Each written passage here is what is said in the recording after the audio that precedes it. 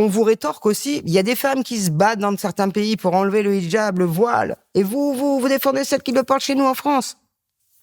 Là aussi, il y a une très grande confusion. En tant que sociologue, qu'est-ce que j'ai pu constater sur le sport? C'est que depuis plus d'un siècle, on dit aux femmes la manière dont elles doivent s'habiller ou dont elles ne doivent pas s'habiller.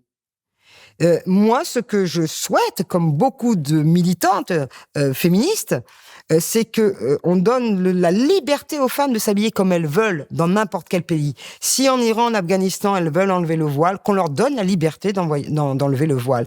Si en France, il y a des femmes qui veulent porter le voile, qu'on leur donne cette liberté de porter le voile dans les circonstances, encore une fois, qui sont circonscrites par la loi.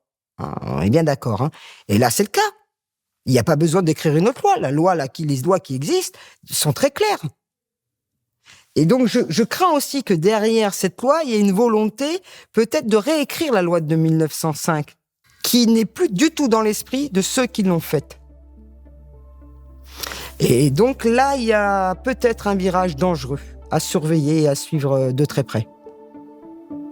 Mais alors que les pouvoirs publics multiplient les campagnes de communication pour inciter aux pratiques sportives, nos intervenants alertent sur les risques d'une législation perçue comme discriminatoire.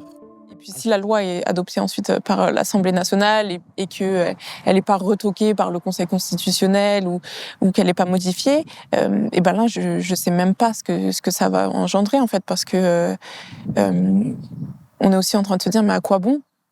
À quoi bon, en fait, faire du sport, venir à l'entraînement, si en réalité, on ne veut pas vraiment de moi.